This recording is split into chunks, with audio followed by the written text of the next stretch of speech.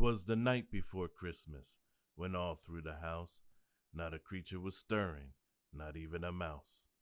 The stockings were hung by the chimney with care, in hopes that Saint Nick soon would be there. The children were nestled all snug in their beds, while visions of sugar plums danced in their heads.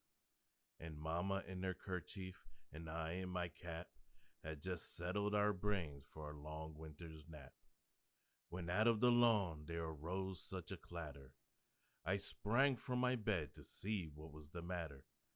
Away to the window I flew like a flash, tore open the shutters and threw up the sash.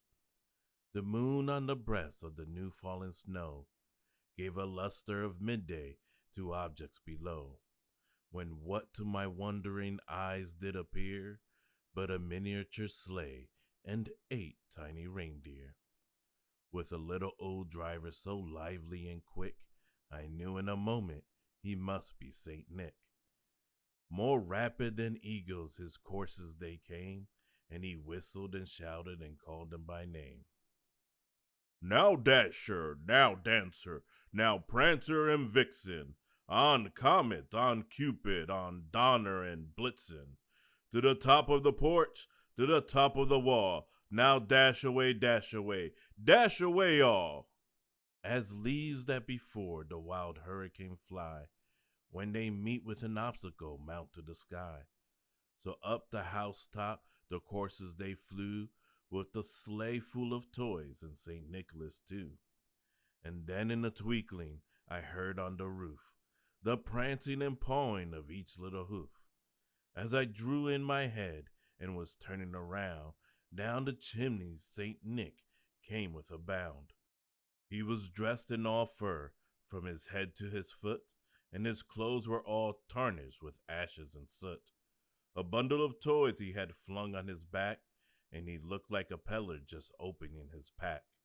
His eyes, how they twinkled, his dimples, how merry. His cheeks were like roses, his nose like a cherry. His droll little mouth was drawn up like a bow, and the beard on his chin was as white as the snow. The stump of a pipe he held tight in his teeth, and the smoke it encircled his head like a wreath. He had a broad face and a little round belly that shook when he laughed like a bowl full of jelly.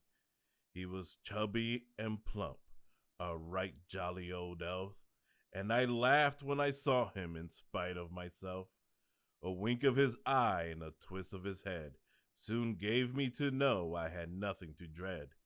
He spoke not a word but went straight to his work, and filled all the stockings, then turned with a jerk, and laying his finger aside of his nose, and giving a nod up the chimney he rose. He sprang to his sleigh, to his team gave a whistle, and away they all flew like down of a thistle. But I heard him exclaim, ere he drove out of sight, "Happy Christmas to all, and to all a good night."